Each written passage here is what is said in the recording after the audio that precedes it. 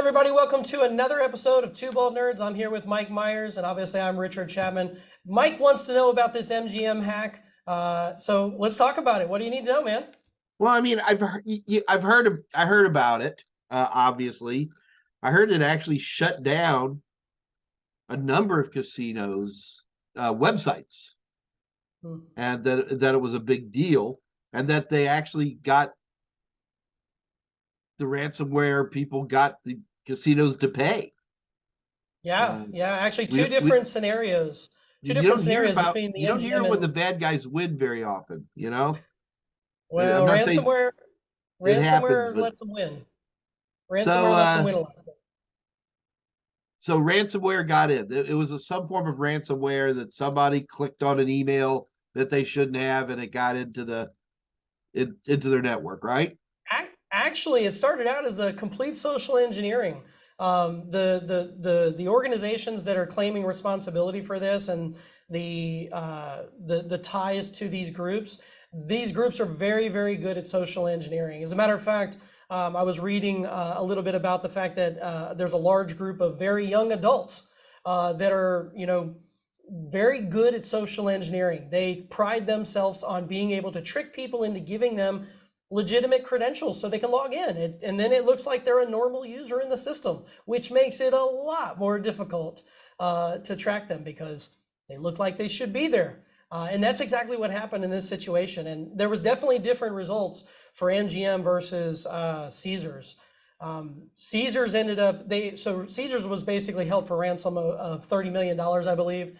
And they were able to negotiate it down to 15 million, but still, it cost them $15 million to be able to get access to their systems again. They paid the ransom and boom, their systems came back So, online. Richard, I have a question.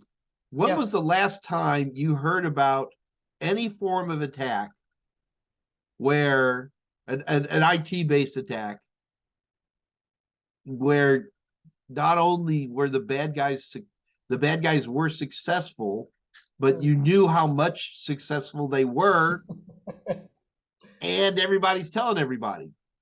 I find this interesting. Richard, have you seen this happen before?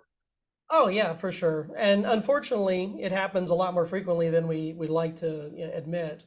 But in the information age where everything's being disclosed, companies to a certain degree are kind of being forced to disclose when this stuff happens. And it is a big issue and it is a big problem. And these companies do make lots of money every single year. I want to say since like 2016, 2017, it just keeps climbing the amount of money that's being made by these threat actors. The amount that they're requesting just keeps growing. And I don't think it's going to slow down anytime soon, unfortunately. But there's different ways to approach this. And that's actually perfectly evident in this attack because Caesars paid the ransom, got access to their systems again, and went along their merry way.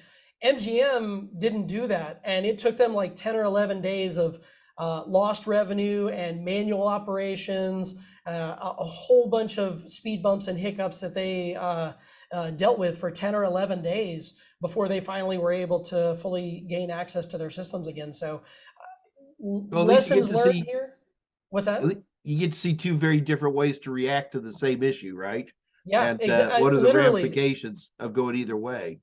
yeah, So, literally the exact same attack, different approaches from the different sides there, and it's interesting to see. so has there been a consensus? Is it the we do not negotiate with terrorists winning, or is it the just pay them and move on group that's winning? I still have a hard time wrapping my brain around this. The whole idea of trusting that the data that they got, they're just going to delete because you pay them the ransom. But, there's a very good point to be made. If they still were to release the information that they gathered, well, then people will stop paying them the ransom. So there's kind of logic in that statement, but it's very interesting. You have to trust the thief. You have to trust the attacker that they're not going to still release that data and release that information. The big challenge. It is a big challenge.